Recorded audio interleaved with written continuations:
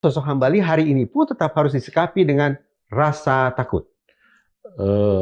Saya pikir itu berlebihan. Rasa takut berlebihan? Berlebihan.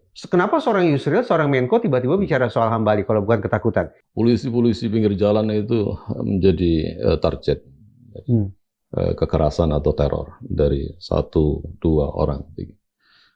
Kemudian kalau kita bilang itu adalah aksi terorisme, itu ya tergantung sudut pandang. Itu bisa berbeda-beda.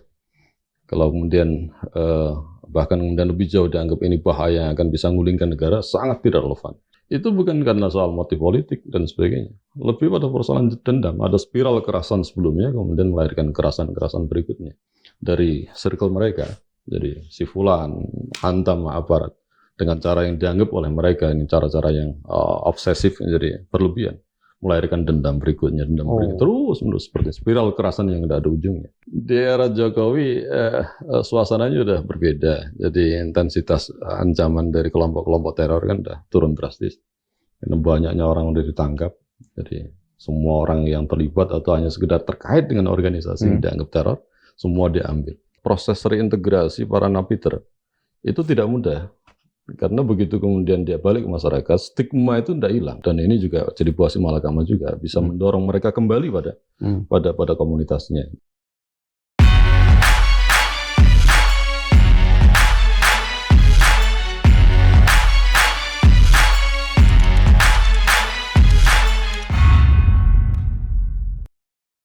Saya pikir Indonesia itu sudah tenang-tenang saja, damai-damai saja, sampai kemudian justru Yusril Iza Mahendra, Menteri Koordinator Hukum dan HAM, Pemasyarakatan dan Imigrasi, tiba-tiba bicara tentang sosok Hambali. Nama besar di dunia, di dunia terorisme global. Seberbahaya apa seorang Hambali menurut Mas Haris, sampai seorang Yusril pun tiba-tiba bicara soal sosok yang satu ini? Bicara Hambali kita harus membuka file-file lama lagi. Tapi mohon maaf ini, saya secara pribadi banyak mengkaji teks-teks Samawi dan mengajarkan pada kita bagaimana kita harus bersikap adil, sekalipun kita punya kebencian pada seorang atau kebencian pada satu kaum. Jadi, dalam surat Al-Maidah itu ayat yang ke-8 disebutkan, wala yajrimannakum sana'anu qaumin ala alla ta'dilu wa'dilu. Jangan sampai kebencian kalian pada satu kaum atau pada satu individu buat kalian tidak bisa berbuat adil. Artinya ini adalah gate. Secara pribadi bagi saya ini penting untuk membaca satu fenomena atau satu objek masalah seadil mungkin, sekalipun orang yang kita baca ini adalah orang yang berseberangan dengan kita. Oke, adil, saya sepakat. Tapi wajar tidak kalau saya katakan sosok Hambali hari ini pun tetap harus disikapi dengan rasa takut? Saya pikir itu berlebihan. Rasa takut berlebihan? Berlebihan. Kenapa seorang Yusril, seorang Menko tiba-tiba bicara soal Hambali kalau bukan ketakutan? Kita akan diskusikan itu, Mas Haris. Assalamualaikum warahmatullahi wabarakatuh, Sobat Madilog. Seperti saya sebut tadi, Hambali seingat saya adalah salah satu nama besar dalam jagat terorisme global. Tiba-tiba, tak ada angin, tak ada hujan, nama besar yang sudah terlupakan sekian belas tahun silam itu, bahkan mungkin sekian puluh tahun silam itu, tiba-tiba naik kembali ke permukaan. Dan yang menaikkan nama Hambali bukan orang sembarangan, yaitu Yusril Iza Mahendra, anggota kabinet di pemerintahan Presiden Prabowo Subianto. Kenapa tiba-tiba nama Hambali harus disebut? Dan kenapa pula kemudian kita harus ini menyikapi masalah kedatangan Hambali ke Indonesia sebagai masalah serius? Kita akan perbincangkan dengan pengamat terorisme sekaligus Direktur Community Ideological Islamic Analyst, CIIA, yaitu Haris Abu Ilya. Mas Haris, terima kasih sudah berkenan datang ke ruang diskusi Madilog. Kita kembali ke yang tadi. Boleh. Saya terus terang, setiap kali mendengar nama Hambali, walaupun belum pernah bertemu, walaupun tidak begitu tahu rekam jejaknya, tapi saya merasa takut, Mas. Wajar kan? Wajar, tapi tidak semua orang sama seperti itu. Kalau yang tidak takut ketika disebut nama Hambali, justru menurut saya menyepelekan risiko bahaya, Mas. Tidak juga, karena begini, kita harus fair bahwa seseorang itu bisa mengalami transformasi dari satu sikap yang sangat keras, kemudian dia cair, gitu.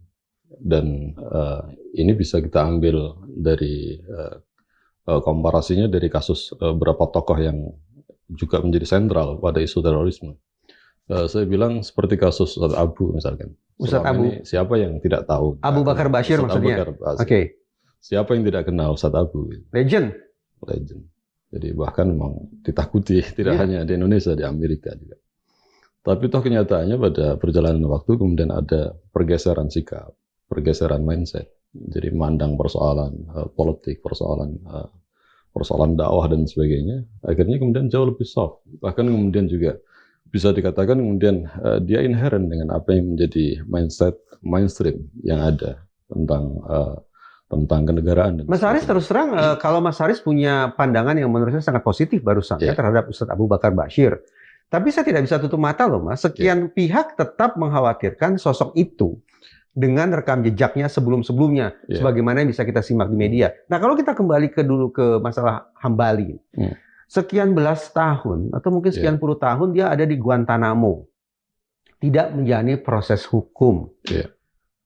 Bagaimana mungkin kita punya alasan untuk teryakinkan bahwa sosok yang bernama Hambali ini sudah bertransformasi dari orang yang sedemikian kerasnya, ya orang bahkan tidak sungkan-sungkan menyebutnya sebagai teroris kan begitu ya. Sekarang mau kita anggap sebagai orang baik. Apa alasannya, Mas? Kalau kita membaca sejarah bagaimana dia tumbuh sampai kemudian ada interaksinya dengan kelompok-kelompok yang dilabeli terorisme. Kaitannya dengan JI, kaitannya dengan Al-Qaeda, yang pada akhirnya kemudian ada peristiwa bom Bali 2 dan sebagainya. Dan kemudian ditangkap pada tahun 2003. Di Thailand? Di Thailand, kemudian dikirim ke Guantanamo. Dan proses panjang sampai hari ini kurang lebih 23 tahun. Dan peradilan baru dibuka sekitar tahun 2021 kemarin. Dan ini proses yang dialami secara individu, ini juga kita harus baca bagaimana dinamika atau fenomena di luar mereka. Contoh katakanlah kalau relevansinya dengan kondisi Indonesia. Jangan lupa bahwa misalkan JI yang menjadi rumah induk dia dalam konteks Indonesia. Apa? JI dalam konteks menjadi rumah induk dia. Akhir tahun kemarin kan bubar. Secara resmi membubarkan diri setelah ada pengkajian aspek-aspek migran-migran fundamental. Melakukan istihad baru bahwa apa yang dia lakukan selama ini adalah salah. Jamaah Islamiyah itu membubarkan diri itu proses yang alami? Tidak proses alami. Ada dinamika, diskusi internal mereka. Maksud saya ada cawe-cawenya dari penguasa, dari pemerintah? Dari penguasa. Bahkan juga, dari internasional? Enggak, dari penguasa juga iya, melalui aparat yang terkait. Dan di samping itu juga ada keinginan internal dari para leader mereka untuk mendiskusikan arah perjuangan mereka dan apa yang selama ini dilakukan. Nah di sini kan rumah induk. Ada satu dinamika di luar apa yang dialami oleh Hambali di Guantanamo yang putus komunikasi dengan luar, sementara dunia luar ini udah mulai berubah juga. Termasuk saya katakan tadi adalah rumah induk di mana dia selama ini berteduh atau kemudian mengoperasikan semua gagasan-gagasan dia untuk melakukan teror. Jadi ini kan akan berpengaruh juga. Artinya betul, kalau lihat sejarahnya bagaimana sosok ini yang katanya Bush adalah George Bush, itu dikatakan orang yang paling berbahaya di Asia Tenggara atau Osamahnya wilayah Asia. Tapi ini kan tidak bisa kemudian dipandang berdiri sendiri. Gimana perjalanan seorang Hambali. Jadi kalau misalkan begini, kita kembali misalkan monitor berita. Pak Yusril itu bukan pada bulan ini, pada bulan Januari pertengahan juga pernah kemudian menyampaikan ada kemungkinan untuk memulangkan Hambali. Alasannya apa? Dan itu berbeda dengan hari ini. Jadi menolak kehadiran Hambali. Hari ini menolak, yang saya ingat itu. Jadi dan dari Menteri Imapes, jadi semata-mata alasannya adalah hak asasi manusia. Dan kemudian kebentur yang terungkap di forum hari ini adalah menolak itu karena alasan kewarganegaraan karena Indonesia tidak mengenal kewarganegaraan ganda dan sebagainya. Dan saya membacanya memang agak-agak apa ya istilahnya, agak bingung juga dalam konteks pidana terorisme itu kalau kasusnya lebih dari 18 tahun itu kan tidak bisa lagi diadili. Andaikan misalkan kedaluarsa gitu ya. Kedaluarsa. Andaikan tidak ada ketentuan seperti ini kan justru kesempatan Indonesia untuk mengadili Hambali yang selama ini tuduh fix dia adalah aktor dari beberapa peristiwa teror, termasuk bom Bali 2 dan sebagainya itu. Dan tidak ada alasan untuk kemudian menolak. Justru kebetulan kan selama ini ada upaya-upaya untuk memulangkan mereka diadili di Indonesia nggak bisa. Dan sekarang Amerika jadi kalau melepas Hambali ini kan satu kesempatan juga sebenarnya bagi pemerintah Indonesia untuk mengadili mereka. Benar apa enggak? Berada di dalam Guantanamo itu kan saya bayangkan terisolasi, Mas, ya. Iya. Bahwa kemudian Hambali tidak punya interaksi dengan dunia luar. Iya. Kemudian Mas Haris yakini dia berubah tabiat, jadi lebih baik. Berarti bisa dong saya katakan ternyata perlakuan Amerika Serikat lah yang justru menderadikalisasi seorang Hambali. Ibaratnya orang keluar dari goa, ada dalam satu keadaan yang baru yang sama sekali dia tidak mengikuti perkembangan. Jadi dan dia mau tidak mau harus adaptasi dengan lingkungan baru atau situasi baru. Dan ini kan tidak berdiri sendiri. Ya, kita mengasumsikan katakanlah dia keluar betul dari Guantanamo. Kemudian katakanlah ini kemudian dia bisa masuk di Indonesia. Dengan siapa dia akan berinteraksi? Dengan siapa dia akan bergaul? Intensitas pergaulan mereka dengan siapa? Siapa yang mempengaruhi dia? Siapa yang mengintroduksi informasi-informasi baru terkait dengan persoalan perjuangan, LHCI dan sebagainya? Ini kan berpengaruh sekali. Sementara dunia luar yang saya katakan di luar Guantanamo, seperti Indonesia, udah banyak sekali perubahan-perubahan. Banyak sekali perubahan-perubahan yang sangat signifikan yang membuat Indonesia itu bisa dibilang zero dari aksi-aksi terorisme pada beberapa tahun terakhir ini. Gitu. Menurut Mas Haris, kalaulah Hambali menjejakkan kakinya di Bandara Soekarno-Hatta, dia akan kemana? Ya paling tidak keluarga. Kembali keluarga. Mungkin kalau ada yang Cianjur atau kemudian dia balik ke Malaysia. Gitu. Oke lah, anggaplah nostalgia dengan keluarga sudah terpenuhi. Rasa rasa rindu sudah terobati. Seorang Hambali kan tidak akan mungkin terus-menerus berada di dalam rumah kan? Kira-kira dia akan kemana, Mas? Akan jadi warga negara biasa, melakukan aktivitas sebagaimana warga yang lain. Kalau dia pengen bertahan hidup, dia harus survive, mungkin dia kerja apa yang dia bisa. Dan biasanya mereka itu juga tidak mudah. Ini kenyataan sosiologis, bahwa kita ambil kasus contoh proses reintegrasi para napiter, itu tidak mudah. Karena begitu kemudian dia balik ke masyarakat, stigma itu tidak hilang. Pasti. Label terorisme itu. Bahkan keluarga juga. Bahkan keluarga juga. Jadi jarang keluarga kemudian bisa welcome, menerima dengan baik. Dan itu yang menyebabkan mereka kemudian tidak punya interaksi juga di masyarakat. Dan ini juga jadi buah si malakama juga. Bisa mendorong mereka kembali pada komunitasnya. Jadi yang sebenarnya yang dilakukan oleh aparat, jadi contoh misalkan katakanlah yang dilakukan oleh Densus atau BNPT, itu kan memutus hubungan si Fulan ini dengan komunitas lamanya gitu. Itu yang dilakukan. Jangan sampai kemudian ada koneksi lagi gitu. Nah kalau andai kan kemudian Hambali balik, jadi dia mau koneksi ke siapa? Secara ideologi kalau dia interaksi dengan orang-orang yang dia pro ISIS juga nggak bisa. Dia pro dengan teman-teman orang-orang di DITI atau NI, N11 juga nggak bisa. Jadi secara ideologi itu mereka hanya klub, frekuensi dengan orang-orang yang JI juga. Nah, sementara JI para leadernya, para tokohnya udah berbeda, punya pandangan, punya istilah. Tidak mungkin, Mas, dia akan membangun jaringan sendiri dari nol, katakanlah gitu. Tidak semudah itu. Artinya begini, isi kepala tetap sama ini dengan yang dulu, tapi karena teman-teman sudah bubar kemana-mana, akhirnya dia putuskan dengan isi kepala yang sama, dia bikin organisasi sendiri, dia bikin jaringan sendiri. Kan bisa saja, Mas. Kerasnya hukuman yang diberlakukan di Indonesia terkait dengan terorisme. Orang terkait saja bisa kemudian dijatuhkan tuduhan dia terkait terorisme, itu kena hukuman.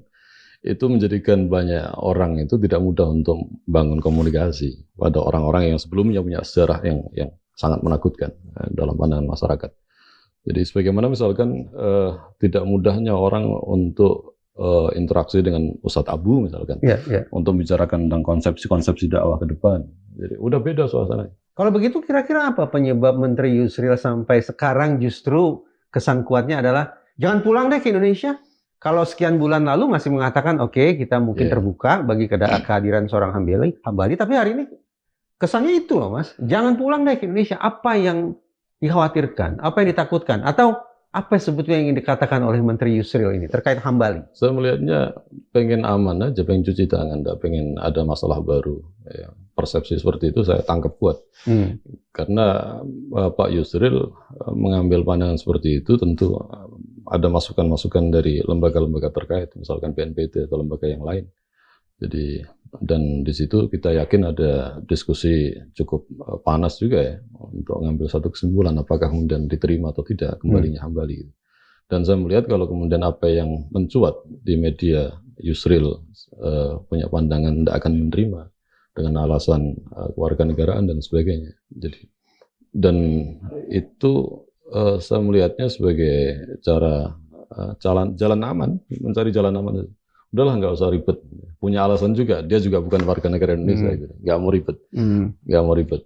Jadi sementara kasus-kasus seperti Hambali terkait dengan persoalan kewarganegaraan yang relevansinya dengan isu terorisme masih banyak yang harus selesaikan. Contoh misalkan adalah orang-orang yang dulu hijrah atau pindah dari Indonesia ke wilayah Suriah. Banyak sekali sekarang perempuan dan anak-anak yang masih bertahan di sana, di pengungsian-pengungsian. Sementara itu UNHCR itu sudah merekomendasikan tidak ada stateless. Dan pemerintah Indonesia tidak ada aksi yang signifikan upaya untuk mengembalikan mereka dengan alasan-alasan legal formal tentang kewarganegaraan itu. Sekalipun ada beberapa keluarga yang pulangkan secara diam-diam oleh BNPT. Jadi, tapi yang paling banyak saat ini belum bisa dipulangkan. Kalau tidak pulang ke Indonesia, Hambali ini akan kemana ya? Ke Malaysia, ke Thailand, ke Spanyol, karena dulu punya paspor palsu dari Spanyol. Kan nggak mungkin juga ya. Jangan-jangan orang ini tidak akan diterima di mana-mana ya, Mas? Lah kalau nggak diterima di mana-mana ya PBB lah yang punya punya ini domain PBB. UNHCR yang nampung mungkin dibuatkan rumah atau di mana. Itu artinya lembaga-lembaga semisal BNPT, mungkin juga Satgas Anti Teror, Densus 88 dan sejenisnya masih tetap melakukan pemantauan, Mas, terhadap orang-orang ini, Mas. Betul. Saya melihatnya seperti itu. Terus, jadi kerja mereka memang seperti itu untuk saat ini. Jadi preemptifnya di samping monitoring pada orang-orang mantan napiter, itu juga kemudian melakukan upaya preemptif pada orang-orang yang dianggap potensial untuk melakukan aksi teror. Gitu. Kalau sikap pemerintah dalam kurung CQ Menteri Yusril adalah seperti itu, sementara Mas Haris sendiri menilai sosok Hambali tidaklah berbahaya seperti dulu paling tidak. Lantas apa yang menjadi tanda petik rekomendasi Mas Haris kepada orang Indonesia atau paling tidak kepada saya? Terbuka terhadap kehadiran seorang Hambali atau tutup pintu serapat-rapatnya? Ya pertimbangan kemanusiaan, pertimbangan hak asasi manusia kalau saya menukil pandangan dari Menteri Imapas. Itu harus menjadi pertimbangan yang dominan sebenarnya. Di samping kemudian membuat lembaga macam BNPT juga ada kerjaan gitu. Kalau tidak begitu apa yang kerjanya mereka gitu? Mas Haris ingin mengatakan sebetulnya hari ini tidak relevan lagi BNPT? ya biar relevan kemudian terima Hambali kemudian dia punya kerjaan untuk mendampingi Hambali. Agak sinis terintegrasi pada masyarakat. Gitu. Agak sinis terdengar. Ya sudah, saya langsung pertanyaannya begini. Kalau BNPT dibubarkan, setuju? Devaluasi ya, nanti akan berpengaruh pada mungkin kewenangan atau anggaran dan sebagainya akan dikurangi. Kinerja BNPT sebelumnya menurut Mas Haris positif atau negatif? Ada positif, ada negatifnya. Jadi contoh negatifnya adalah jarang orang tahu bahwasanya BNPT itu melakukan upaya-upaya pengarus utamaan gagasan-gagasan moderasi yang itu membuat kegaduhan dalam ruang publik. Membangun narasi moderasi tapi justru menciptakan kegaduhan. Ini paradoks kan jadi. Iya. Bagaimana? Saya belum paham itu. Karena BNPT punya strategi komunikasi ke publik yang konten atau substansi yang dikomunikasikan itu adalah gagasan-gagasan yang moderat, gagasan-gagasan yang dianggap membuat masyarakat itu akan jauh dari aksi-aksi kekerasan atau bahkan ke terorisme, karena mereka punya pandangan yang saya anggap sebagai pandangan yang sangat oversimplifikasi bahwa kekerasan-kekerasan yang mengarah pada terorisme itu akar masalahnya adalah pemikiran-pemikiran radikal, pemikiran-pemikiran yang dianggap ekstrim. Saya pun berpikiran begitu. Padahal kenyataannya fakta empirik kan tidak selalu kongruen seperti itu. Jadi tidak semua orang punya pemikiran yang radikal itu kemudian otomatis dia akan menjadi seorang calon teroris. Kalau bukan masalah pikiran apa? Kan banyak faktor. Terorisme tidak hanya persoalan soal mindset seorang. Banyak faktor yang berpengaruh. Bertemu dalam satu momentum. Jadi contoh misalkan katakanlah begini, Bang Reza. Polisi-polisi pinggir jalan itu menjadi target kekerasan atau teror dari 1-2 orang. Kemudian kalau kita bilang itu adalah aksi terorisme, itu ya tergantung sudut pandang. Itu bisa berbeda-beda. Kalau kemudian bahkan kemudian lebih jauh dianggap ini bahaya yang akan bisa ngulingkan negara, sangat tidak relevan. Sangat tidak relevan. Sangat tidak relevan. Mau ngebom gereja sekalipun tidak bisa kemudian tiba-tiba Pancasila ganti kan? Tidak bisa kemudian negara runtuh, tidak bisa. Jadi tapi itu tetap stigma atau label itu muncul. Jadi padahal aksi-aksi seperti itu kalau dikalkulasi secara cermat itu bukan karena soal motif politik dan sebagainya. Lebih pada persoalan dendam. Ada spiral kekerasan sebelumnya kemudian melahirkan kekerasan-kekerasan berikutnya dari circle mereka. Jadi si fulan hantam aparat dengan cara yang dianggap oleh mereka ini cara-cara yang obsesif, jadi berlebihan, melahirkan dendam berikutnya, terus menerus seperti spiral kekerasan yang tidak ada ujungnya. Jadi akarnya sesungguhnya tetap pada isu personal ya, problem pribadi, Iya, problem pribadi. Jadi itu akan berbeda dengan kasus-kasus teror pada fase-fase awal tahun 2000-an yang dilakukan oleh Hambali ini dan beberapa kasus yang lain. Betul, ini adalah diorganize oleh satu kelompok. Itu betul-betul persoalan ideologis tuh. Iya. Tapi kalau yang akhir-akhir ini kan enggak.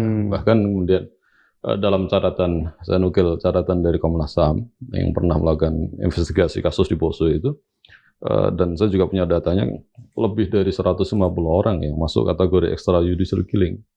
Dan kalau dulu pernah saya minta pada seorang kawan namanya Son Haji, juru bicara Jamaah Ansarud Daulah dulu. Son Haji almarhum. Oke. Saya minta, jadi Bang, kita coba data semua korban-korban extrajudicial killing. Jadi tidak dalam konteks untuk melawan, kita hanya untuk membukukan saja, menjadi catatan sejarah bagaimana proses kontraterorisme itu ada dampak-dampak yang jarang orang tahu. Hak asasi manusia. Jadi hak asasi manusia. Tapi itu kemudian tidak sempat berjalan karena persoalan teknis. Tapi data catatan saya masih saya simpan baik itu lebih dari 150 orang. Jadi extrajudicial killing. Ini satu kekerasan-kekerasan yang melahirkan kekerasan berikutnya. Extrajudicial killing itu serius loh, Mas. Iya, betul. Masalah HAM serius loh itu. Betul. Yang melakukan siapa? Aparat. Bukan sesama warga negara. Bukan, aparat. Dan kita juga nggak lupa kan Bang, bahwa soal terorisme ini tidak hanya sekedar soal aktor, itu adalah individual dan juga kelompok. Yang paling bahaya kan sebenarnya adalah state actor. Jadi state terrorism. Iya, state terrorism. Yang hari ini kita bisa lihat lah bagaimana panggung dunia diisi oleh orang-orang yang memegang kekuasaan kemudian munculkan state terrorism. Jadi kasus Palestina, kasus banyak lah. Jadi Mas Haris sebatas ingin mengkompilasi mereka-mereka yang disebut sebagai korban extrajudicial killing. Tidak ada keinginan memperjuangkan, mengadvokasi mereka, keluarga mereka? Di konteks zaman itu bukan hal yang mudah karena membutuhkan energi yang besar. Zaman itu siapa maksudnya? Era siapa? Artinya pada era-era itu awal-awal kita punya ide untuk dibukukan itu tidak mudah karena peradilan menurut saya agak gelap, Jadi si fulan berapa putusan itu udah semua ada catatannya. Si fulan ini sekian. Beralih ke era Jokowi ada perubahan tidak, Mas? Di era Jokowi suasananya udah berbeda. Jadi intensitas ancaman dari kelompok-kelompok teror kan udah turun drastis. Karena banyaknya orang udah ditangkap. Jadi semua orang yang terlibat atau hanya sekedar terkait dengan organisasi yang dianggap teror, semua diambil. Sementara tindakan teror sendiri tidak pernah ada kan. Banyak kasus seperti itu. Sebagaimana kasus yang paling terakhir adalah para leadernya para CI diambil semua. Tapi kan susah kalau dikatakan apa peran dia secara real dari aksi-aksi terorisme. Itu susah, tapi hanya karena payungnya adalah organisasi ini teroris, semua orang yang terkait dengan organisasi ini bisa kemudian dijangkaukan dari hukum seperti itu. Tolong saya dikoreksi Mas, jadi era pemerintahan Presiden Prabowo sepertinya beliau tidak pernah menyebut tentang teroris kan ya? Iya betul. Artinya terorisme tampaknya tidak lagi dipandang sebagai persoalan serius kan oleh bangsa kita kan? Oleh negara kita, oleh pemerintah kita? Paling tidak oleh Presiden, jadi bukan persoalan utama. Dan saya lebih sepakat itu. Kalau bicara tentang terorisme itu, kita dalam bahasa orang Jawa, banyak buru uceng kelangan delek. Artinya?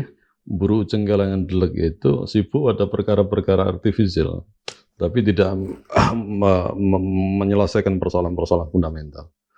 Contohlah katakanlah kalau Presiden Prabowo itu concern pada keadilan, pada kesejahteraan, pada kemapanan masyarakat pendidikan, itu dengan sendirinya akan mereduksi jadi pikiran-pikiran yang kontra pada sistem dan tidak laku.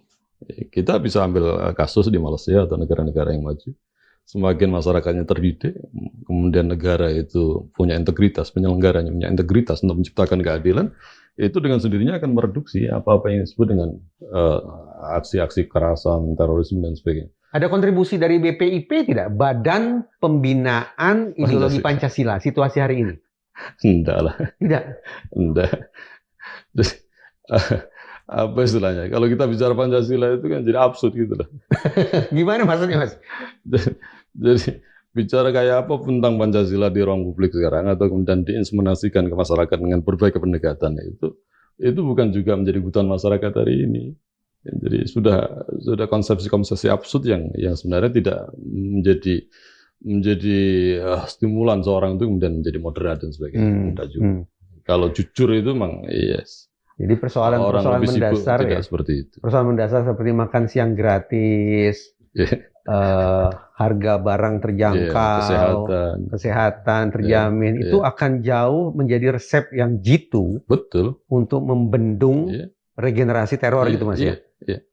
Karena banyak orang-orang putus asa sebenarnya. Cuman legitimasinya adalah pemahaman agama dia yang literal dan dianggap terlalu ekstrim. Jadi ekstrim dalam tanda kutip lebih konotasinya adalah yakni gulul fit takfir. Gulul fit takfir itu berlebihan dalam mengkafirkan orang lain yang berbeda dengan keyakinan dia. Itu aja. Pada aspek teologi, hal itu yang menyebabkan orang berani untuk melakukan. Tapi tidak tiba-tiba pemikiran seperti itu, otomatis orang itu akan melakukan aksi. Biasanya ada problem pribadi, ada problem ekonomi, problem sosial, interaksi, tidak terima di masyarakat. Jadi, atau stigma-stigma yang sebenarnya dia pengen berubah, tapi stigma itu terus melekat. Jadi, orang nggak maling, dituduh maling, akhirnya dibuktikan juga akhirnya. Jadi, dia pengen berubah, mungkin pernah dia maling, tapi dia pengen berubah. Tapi terus stigma, label, lo maling. Apa yang terjadi? Suatu saat akan dia buktikan, dia maling beneran. Maling beneran. Atau kemudian pada kasus terorisme sebenarnya tidak segitu berat apa yang dia lakukan dengan hukuman yang dia terima dan perlakuan-perlakuan ketika di tahanan itu menurut dia itu hal yang tidak manusiawi. Begitu keluar ya. Apa itu juga ya penjelasan mengapa akhirnya Jamaah Islamiyah membubarkan diri? Karena mungkin ada persoalan kesejahteraan yang dulu tidak terselesaikan, sekarang sudah dipasok pemenuhan kebutuhan finansialnya, tidak ada lagi stigma terhadap mereka. Itu pula yang menyebabkan JI membubarkan diri? Saya melihatnya bukan faktor utama, tapi lebih pada persoalan ideologi. Ada rekonstruksi pemikiran-pemikiran berkaitan dengan soal tarekat atau jalan perjuangan yang harus diadopsi oleh mereka. Dan contoh misalkan bicara tentang persoalan satu wilayah itu adalah negara Islam atau negara kafir. Ini ada revisi pandangan terhadap Indonesia seperti apa. Jadi bukan semata-mata soal persoalan kesejahteraan. Karena dalam ruang lingkup pergerakan, orang-orang JI atau yang semisal, kelompok-kelompok yang jihadis orang dibilang, urusan kesejahteraan itu adalah urusan pribadi sebenarnya. Bukan urusan jamaah atau menjadi urusan organisasi. Masing-masing orang dididik untuk survive, hidup dengan cara yang mereka mampu selama itu adalah halal. Dan urusan organisasi hal yang berbeda. Jadi sebenarnya nggak terlalu relevan kalau dikaitkan karena persoalan kesejahteraan sekarang terpenuhi misalnya. Enggak juga. Mereka udah terbiasa dalam hidup yang apa adanya dan sebagainya. Dan urusan gerakan berbeda lagi dengan urusan keluarga atau pribadi. Kita kembali ke isu Hambali, Mas. Dan kalau kita lihat dari sisi pemerintah Amerika Serikat sendiri, apa gerangannya yang berseliweran di kepala mereka? Misalnya di kepala, ya sekarang kan Donald Trump berarti ini, sampai ada pemikiran Hambali keluar dari Guantanamo. Apakah dia dianggap sudah tidak lagi berbahaya, dianggap lagi sudah bertobat barangkali, atau apa ya? Dari sudut pandang Amerika Serikat sendiri, melepaskan Hambali itu faedahnya apa gitu? Kalau mereka mengikuti ketentuan hukum dan setelah kemudian sempat kan Joe Biden itu mau membubarkan Guantanamo, kemudian persidangan tahun 2021 baru digelar. Ya kalau kemudian dia harus konsisten dengan mekanisme hukum seperti itu, ya mau nggak mau ya harus disidang, begitu selesai itu hukuman, ya dia harus keluar, nggak ada alasan. Cuman problemnya adalah pasca dia keluar itu, apakah kemudian tetap di Amerika dan banyak proyek-proyek sebenarnya yang kita nggak tahu juga. Mungkin kan orang itu sekalipun kemudian tidak diterima di Indonesia, mereka bisa meng-hire untuk kepentingan yang lain kan. Seperti itu. Dan diskusi tentang sosok Hambali itu menjadi hal yang menarik karena dari proses panjang orang itu mengglorifikasi gimana sosok Hambali orang yang berbahaya itu. Ya sebenarnya dalam konteks ini kan ya sudah nggak. Tapi sepakat kan Mas, awal tahun 2000-an dia ini super berbahaya kan Mas? Iya. Dan memang sudah sepatutnya dong untuk ditangkap oleh otoritas keamanan? Betul. Tapi untuk hari ini kan, contoh katakanlah begini, saya katakan beberapa hari lalu bahwa kekhawatiran kita tuh kekhawatiran yang disandarkan pada asumsi aja.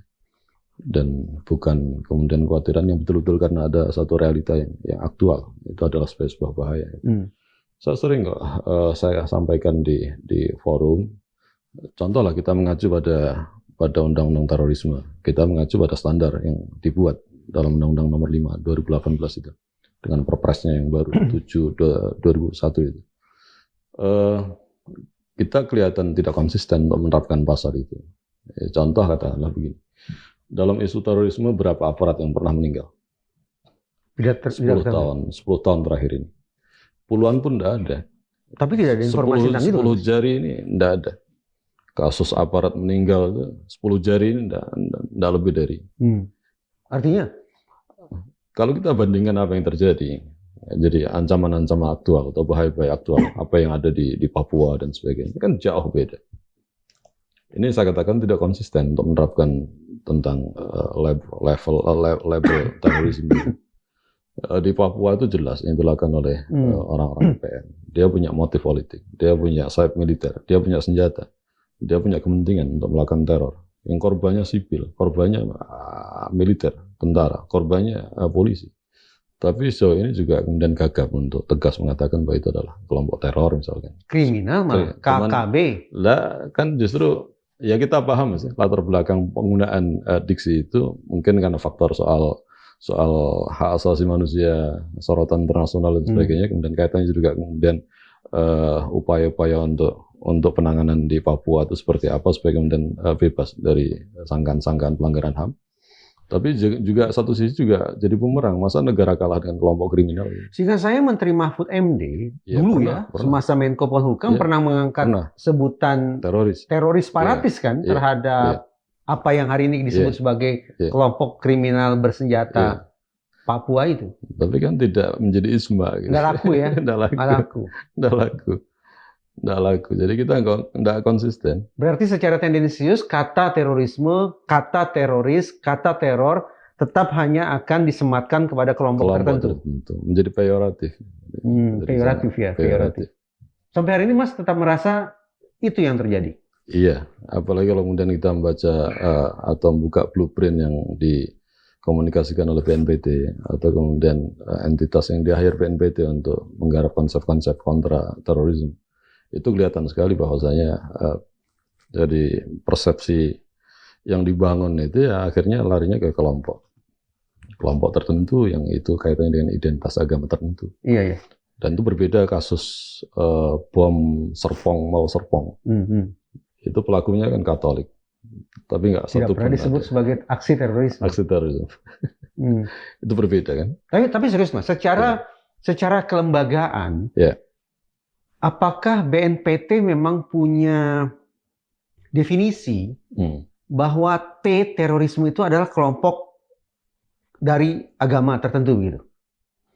Tidak ada, tapi fakta di lapangan yang target akan operasinya objek operasi itu fakta real seperti itu. Tidak pernah kemudian membukukan secara resmi, tapi operasi di lapangan dan konsepsi-konsepsi yang dikembangkan mesti kaitannya dengan ya tiba-tiba apa yang Mas Haris katakan ini membuat saya bertanya-tanya ini. Dalam pemberantasan KKB di Papua, separatisme di Papua, teroris separatis, Pak Mahfud menyebut demikian, BNPT hadir tidak ya? Satgas anti teror hadir tidak ya? Densus 88 hadir tidak ya? Ini pertanyaan saya serius. Menurut Mas hadir tidak Mas? Tidak hadir, mereka milih-milih. Mereka milih? Kerja-kerja mereka milih-milih. Tidak ada ceritanya seorang jenderal itu mati tangan teroris dalam tanda kutip kelompok tertentu. Tapi di Papua seorang jenderal bintang 1, kepala badan intelijen tewas, korban dari sniper kelompok teroris sampai. Dan itu sangat serius sebenarnya. Sangat serius. Saya bisa bayangkan jenderal, Mas. Dan belum Masyarakat pernah terjadi sipil juga. dalam sejarah, itu belum pernah terjadi di Indonesia. Iya. Dalam isu terorisme ada jenderal bintang 1 orang Sandi Yuda itu meninggal. Jadi kena bidikan sniper itu. Nah sekarang pertanyaan saya jadi begini, Mas. Kalau seorang Haris Abu Ilya mendefinisikan terorisme apa berarti? Iya betul bahwa terorisme itu adalah aksi kekerasan yang dilakukan oleh individu atau kelompok tertentu untuk mempengaruhi kebijakan penguasa, dan kepentingannya adalah politik, mempengaruhi polisi dari penguasa dengan cara kekerasan atau teror yang mereka lakukan. Dari definisi itu kan sebetulnya memiliki kemiripan juga ya dengan definisi yang ada di dalam undang-undang terorisme kan. Iya. Tetapi kalau penerapannya tidak sampai ke Papua misalnya, memang betul ini standar ganda jadinya ya. Dan dari dulu seperti itu, sebagaimana juga yang dilakukan negara Amerika pada isu terorisme. Dan masyarakat ya bisa melihat semua lah. Cuman tidak semua orang berani bicara masalah itu. Tidak berani semua bicara dan mengungkapkan tentang inkonsistensi. Saya akan bertanya ke Mas Haris tentang sosok semisal Abu Bakar Bashir, Umar Patek gitu ya. Tapi sebelum ke sana ada pertanyaan kecil dulu. Mas, ini konflik Timur Tengah. Palestina, Israel. Sekarang juga Iran. Sebelumnya ada Houthi dan segala macam. Ini maaf kata, mudah-mudahan tidak. Tapi kira-kira kemelut sedemikian rupa akan memantik munculnya aksi-aksi teror, munculnya jaringan-jaringan teror, sel-sel teror tidak, Mas? Mudah-mudahan tidak. Tapi saya ingin dari sisi keilmuan, bagaimana Mas Haris meramal itu? Kalau dulu iya, tapi sekarang dengan durasi yang demikian lama kasus Palestina yang melibatkan Iran dan sebagainya pasca isu Suriah, sampai hari ini tidak ada respon dari kelompok-kelompok yang selama ini tuduh sebagai kelompok terorisme untuk meresonansi apa yang terjadi di Timur Tengah. Kalau dulu iya, kalau sekarang enggak. Apa menyebabkan sekarang mereka tidak merespon? Lebih kepada fatwa dan fatwa dari leader-leader mereka. Gitu. Contoh kasus Suriah kemudian direspon oleh kelompok di sini, kemudian munculnya ISIS. Jadi, dan kemudian juga ada fenomena-fenomena yang artinya kasus tertentu terkait dengan dunia Islam dan direspon juga di sini. Untuk hari ini kita melihat durasinya sedemikian lama, kasus khususnya adalah Palestina dan sebagainya, tidak ada juga. Jadi, paling cuma demo, tidak ada kemudian upaya-upaya pengeboman. Jadi kedutaan negara-negara sekutu Amerika dan sebagainya juga tidak ada. Dan banyak mengalami perubahan, Bang. Jadi setelah JI bubar, kemudian mohon maaf ini saya sampaikan, diskusi di antara kawan-kawan yang sekarang disebut dengan JAS, Jamaah Ansarus Syariah, itu juga mengarah pada upaya untuk meniru apa yang dilakukan DJI. Terakhir saya komunikasi dengan beberapa leadernya, dan mereka mengusulkan dibubarkan juga. Dibubarkan juga. JAS ini kalau dibilang pecahan dari Jamaah Ansarud Daulah yang dibesut oleh Ustadz Abu Bakar Bashir. Pada kasus isu ISIS, JAD ini kemudian dengan tokoh sentralnya Ustadz Abu menjadi bagian dari ISIS. Dan prosesnya panjang bagaimana beliau itu menjadi bagian dari ISIS. Nah, sementara sebagian besar dari Abu orang Bakar Bashir itu bagian dari ISIS, Mas? Ditarik untuk menjadi bagian dari ISIS. Jadi ditarik untuk menjadi bagian dari ISIS. Dan itu kita baca sejauh sebelumnya, jadi jauh hari sebelumnya tentang upaya-upaya untuk menarik Ustadz Abu itu menjadi bagian dari kelompok ISIS ini, agar ini punya power yang kuat untuk memberikan effort orang-orang yang ada di luar gitu. Tapi pada akhirnya orang-orang JAD itu sebagian besar tidak sepakat. Termasuk diantaranya adalah putra beliau sendiri, jadi Ustadz Abdurrahim Iim, Ustadz Iim, dan saudaranya juga, abang tuanya itu tidak sepakat. Cuman tidak mudah karena waktu itu Ustadz Abu masih ada di Nusa Kambangan kan. Intensitas interaksi, komunikasi yang dibandingkan orang yang sekeliling beliau yang ISIS itu kalah. Akhirnya Ustadz Abu gabung dengan mereka, dan kemudian JAD ini sebagian besar ditinggalkan oleh pengikutnya.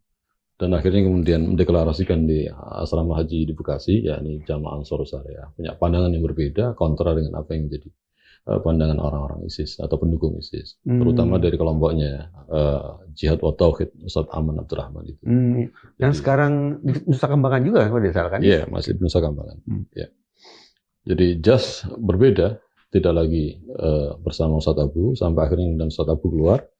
Dan kemudian sikap yang bijak menurut saya anak-anaknya memprotek Ustadz Abu dari semua pengaruh luar agar tidak terseret lagi pada kelompok-kelompok yang anasir-anasir yang mungkin memberikan pengaruh dari luar itu sampai hari ini masih ada. Masih, tapi filternya cukup kuat dari pihak keluarga. Dari pihak keluarga cukup kuat. Jadi tidak semua orang bisa ketemu. Jadi andaikan ketemu pun ada monitoring, ada kontrol dari keluarga sendiri. Selain menargetkan Abu Bakar Ba'asyir, anasir-anasir yang sama juga menargetkan pihak-pihak lain tidak? Biasanya yang saya lihat, kalau nggak berhasil dengan si Fulan, maka akan dipilih orang level di bawah beliau. Jadi, dipilih level di bawah beliau, seperti itu. Dan itu berlangsung sekarang? Dan itu berlangsung, tapi juga pengaruhnya nggak signifikan. Karena memang setiap person bisa berbeda impact-nya kan.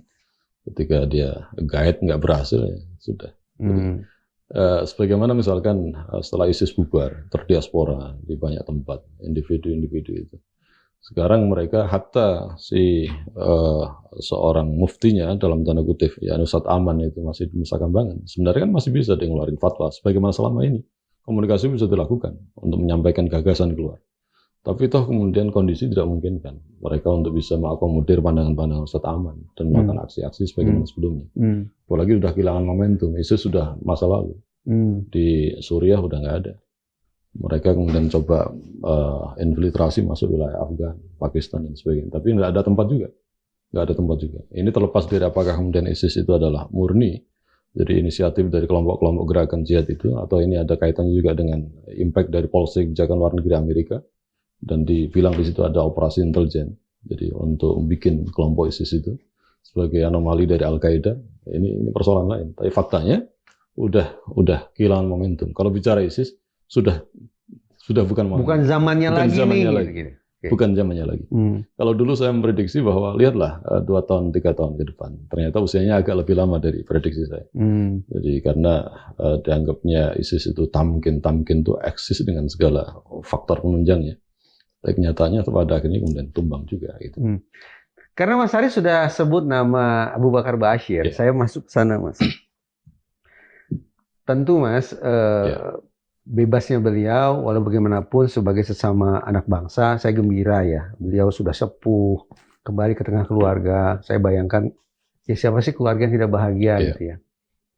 Tapi izinkan saya untuk bertanya, dan maaf nih kalau pertanyaan saya terdengar agak kurang sopan. Ketika beliau menyatakan setia pada Pancasila dan segala macam, kita harus percaya itu Mas ya? Ya kita nggak bisa prejudice, apalagi kemudian ditunjang oleh fakta di lapangan, memang beliau konsisten. Maksudnya fakta di lapangan konsisten? Fakta di lapangan konsisten, beliau juga tidak mengingkari apa yang telah beliau lakukan dan telah apa yang beliau sampaikan, dan juga tidak berupaya untuk membangun komunikasi keluar yang isinya kontra dengan apa yang telah beliau lakukan. Jadi yang bikin orang melihatnya ini ambivalent ini orang. Jadi atau kemudian apa yang disampaikan akhirnya berbeda dengan apa sebenarnya yang ada dalam hatinya. Dia punya rencana-rencana yang berbeda. Dan ini tidak berbeda? Enggak juga. Apa sih yang membuat beliau berubah Mas? Ya tadi, ini soal trust, kepercayaan. Kita komunikasi pada seorang itu kadang kalau nggak percaya sudah apapun informasi yang disampaikan tolak. Tapi ini kebetulan yang bicara adalah jadi orang-orang inti di keluarga beliau sendiri dan kapasitas pengalaman pergerakannya juga diakui dan orang-orang juga secara keilmuan juga diakui dan ketika mereka yang bicara dan intensitasnya lebih tinggi dibanding ketika di Nusa Kambangan maka pelan-pelan juga kemudian. Saya tidak bermaksud mengkotak-kotakan, berarti pengaruh keluarga lah yang berdampak paling signifikan terhadap sosok Abu Bakar Ba'asyir. Cukup kuat. Bukan dari lembaga semisal BNPT, BPIP. Siapa yang bisa tembus? Siapa yang bisa duduk bersama Ustadz Abu Bakar Ba'asyir dari lembaga-lembaga itu kemudian adu argumentasi? Tidak ada ya? Tidak ada. Apa kata kunci dari pihak keluarga sih Mas, hingga membuat Abu Bakar Ba'asyir banting setir gitu? Narasi-narasi apa sih yang diangkat oleh keluarga? Itu cukup tajam sebenarnya diskusinya. Itu kaitannya juga pandangan terkait dengan persoalan ISIS, bahwa apa yang sampai ke beliau itu banyak yang hoax, banyak yang hoax. Jadi, dan beliau terima gitu aja. Banyak hal-hal yang kemudian sebelumnya tidak ada filter kemudian difilter. Jadi keluarga beliau memberikan pembanding di samping argumentasi yang latar belakangi. Dan kemudian menjadikan beliau percaya. Dan juga karena usia sepuh juga ya, jadi beliau lebih berpikir jadi apa yang bisa dilakukan dan kemudian tidak. Justru faktor usia itu yang tadinya membuat saya agak terus terang nih Mas, agak ini cuma topeng nih. Kenapa? Makin tambah usia seseorang kan makin alot Mas. Nggak bisa kita ngubah isi kepalanya. Bahwa Abu Bakar Bashir kemudian berubah, ini ada apa ya? Saya malah terus terang nih berprasangka yang bukan-bukan nih gini Mas. Sama. Tapi ini tidak bisa kemudian dikebiahuyah kan. Dalam culture para ulama, mohon maaf ini, culture para ulama. Jadi mereka tidak berhenti untuk belajar. Katakanlah kita ambil kasus Imam Asy-Syafi'i ketika kemudian di Baghdad. Dia beristihad mengeluarkan satu pandangan-pandangan hukum. Itu bisa berubah ketika pindah ke Mesir. Jadi semakin tua semakin punya kebijaksanaan. Mereka tidak berhenti untuk belajar. Proses belajarnya itu pada tidak konteks berhenti. Orang-orang yang disebut ulama ya, berbeda dengan orang-orang biasa. Usia 50 tahun semakin mengeras dengan apa yang menjadi watak dia. Susah untuk berubah. Tapi saya percaya tidak untuk kalangan para ulama. Tidak untuk kalangan para ulama yang mereka punya semangat belajar yang tidak ada hentinya dan dia terus, apalagi kemudian kalau dia berpikirnya adalah tidak dalam konteks kepentingan personal dia, kaitannya dengan persoalan kepentingan agama dia, kepentingan dengan umat dia. Jadi dia tidak berpikir tentang kepentingan pribadi kalau ada orang seperti itu. Jadi saya tahu Ustaz Abu nggak punya apa-apa kok. Saya cerita kalau saya ke Solo, Bang Ruki, saya tidur di kamar beliau dan itu pun bukan rumah beliau. Itu rumah anaknya. Beliau tidak punya apa-apa, tidak punya kepentingan apa-apa. Artinya satu hal yang niscaya, perubahan itu sangat niscaya. Dan dari beliau sama sekali tidak pernah lagi keluar kosakata, narasi, cara berpikir yang seperti dulu tidak ada. Tidak. Dan itu kan mudah dilacak karena di mana di forum terbuka, orang yang monitoring itu tidak hanya kemudian masyarakat biasa. Dan para agen-agen itu kan bisa monitoring juga. Kita absen berikutnya, nama Umar Patek, Mas. Yang sekarang buka usaha kopi. Benar, kita juga merasa engkau saudara kami sekarang begitu, kita harus sepolos itu kah atau apa? Ya kita kan harus memberikan kesempatan kedua pada setiap orang. Gitu.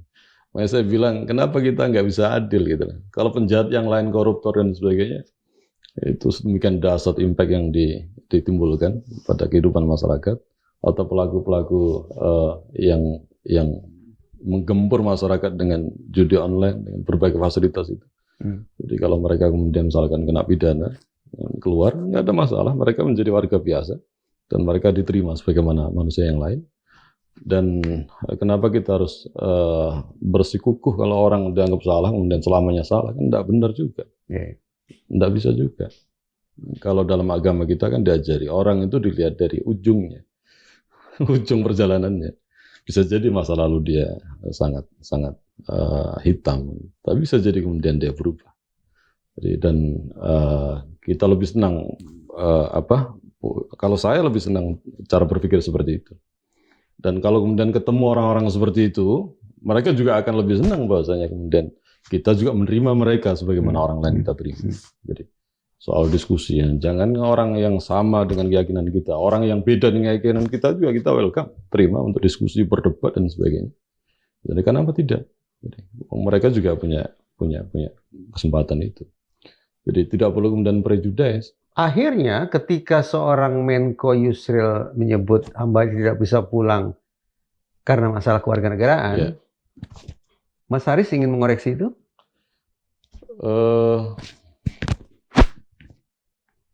Saya hanya ingin mengingatkan bahwa kasus seperti Hambali itu tidak hanya seorang Hambali, banyak warga negara Indonesia yang juga harus dibantu. Jadi sebagaimana mereka yang ada di Suriah hari ini, pengungsian itu ratusan, jumlahnya ratusan, anak-anak dan perempuan paling banyak. Itu mereka juga kemudian diminta oleh UNHCR untuk segera ditangani. Tapi Indonesia tidak begitu responsif untuk menyelesaikan masalah itu. Jadi tidak hanya sekedar soal Hambali ini. Kalau Hambali kemudian dianggap menjadi sumber kegaduhan baru, atau kalau kemudian kembalinya ke Indonesia menjadi sumber ancaman baru, ya lebih baik dia punya alasan formal karena dia bukan orang Indonesia, selesai sudah. Andai kan kemudian harus masuk ke Indonesia, mau dijangkaukan hukum undang-undang terorisme, ya juga udah lewat karena udah keluar saya lebih dari 18 tahun. Jadi jalan paling enak saya pikir ya seperti apa yang dikatakan Yusri. Ya sudah, kita tidak terima. Terserah deh Amerika mau buang kemana. Daripada ribet lagi. Oke, bukan hanya seorang Hambali, tapi ada sekian banyak orang yang dulu pernah tanda petik hijrah ke Suriah karena ISIS gitu kan Mas ya? Iya. Jadi kalau misalnya mereka pulang ke Indonesia, menurut Mas Haris, apa yang perlu dilakukan oleh pemerintah terhadap mereka? Menyidangkan mereka secara hukum atau apa? Ya ditelitilah, karena semua yang pindah ke sana tidak atas inisiatif sendiri dan tidak semua menjadi kombatan di sana. Ada yang cuman karena apa? Jadi istilahnya terhipnotis dalam tanda kutip, kemudian dia pindah sama anaknya, sama keluarganya. Tidak semua kan, harus diteliti mana yang kemudian dia punya potensi bermasalah, dan sebagaimana beberapa kasus orang-orang yang dipulangkan BNPT secara diam-diam, akhirnya dia kembali ke masyarakat, dia normal, dan kemudian saya melihatnya juga nggak ada masalah sampai hari ini. Seperti kenapa kasus harus keluarga yang secara diam-diam, Mas? Kenapa ada rasa diam-diam itu? Nggak tahu ini, makanya tidak semua dipulangkan, tapi ada beberapa orang keluarga yang bisa dipulangkan. Tapi diam-diam tidak diekspos. Ini bisa dikonfirmasi ke BNPT. Oleh BNPT? Oleh BNPT. Kenapa tidak itu dilakukan secara masif, tapi hanya terkesan diskriminatif? Ada penjelasannya itu? Mungkin ada persoalan teknis, anggaran dan sebagainya. Oke. Anggaran dan sebagainya. Saya beberapa bulan yang lalu juga mencoba untuk mediasi satu keluarga di Surabaya yang mereka pindah ke Suriah dan tinggal sisa satu orang anak. Jadi saya punya kawan, seorang dokter, kemudian dia divorce. Begitu divorce ini, mantan istrinya membawa anaknya semua ke Suriah. Dia digait sama anak ISIS, kemudian dia hijrah ke Suriah. Dan sebelum meninggal ini punya pesan, tolong dicari kalau masih ada anak saya. Akhirnya kemudian beberapa bulan yang lalu keluarganya mengkomunikasikan ke saya gimana caranya untuk bisa ini dipulangkan. Ketika berangkat itu usianya masih muda, sekitar 9 tahun. Kalau sekarang ini udah sekitar 19 tahun. Dan dari upaya yang saya lakukan, ada kesimpulan yang masih hidup tinggal si anak ini. Ibunya meninggal, saudaranya meninggal, tinggal satu orang yang masih hidup di pengungsian. Cuman tidak jelas juga di pengungsian mana, nggak jelas. Tapi dari orang-orang yang pulang dari sana, indikasi tinggal satu orang. Dan sampai hari ini juga tidak mudah untuk mengkomunikasikan ke pihak BNPT, tidak mudah. Di alasannya banyak hal, termasuk adalah persoalan teknis, dana dan sebagainya. Mereka tidak melepas kewarganegaraan Indonesianya, atau terlepas dengan sendirinya begitu mereka pindah? Kalau dulu ada kasus dibakar kan paspor mereka. Oh iya, saya ingat itu. Tapi itu kan kondisional. Peristiwa itu tidak muncul tiba-tiba. Anak-anak itu kan tidak ngerti. Anak-anak itu kan dikondisikan bisa aja kemudian nurut apa yang menjadi skenario. Bakar. Tapi nggak berpikir jauh ke depan apa yang jadi akibatnya. Nah, hari ini mereka bisa dibilang stateless di pengungsian. Dan bahayanya banyak sekali. Dalam tanda kutip ya sebagian bisa jadi budak. Perempuan-perempuan untuk survive. Untuk survive apa saja bisa dilakukan, termasuk misalkan mau dikawinin si fulan, yang penting dia bisa bertahan hidup. Itu. Saya yang beribu sayang, mereka yang jumlahnya tidak sedikit itu belum masuk dalam prioritas pemerintah sepertinya. Iya, hari ini. Jadi, ketika saya monitoring selalu hanya dalam diskusi, tapi nggak ada eksekusi. Haris Abu Ilya, Direktur Community Ideological Islamic Analyst, terima kasih sudah datang ke ruang diskusi Madiok. Terima kasih. kasih.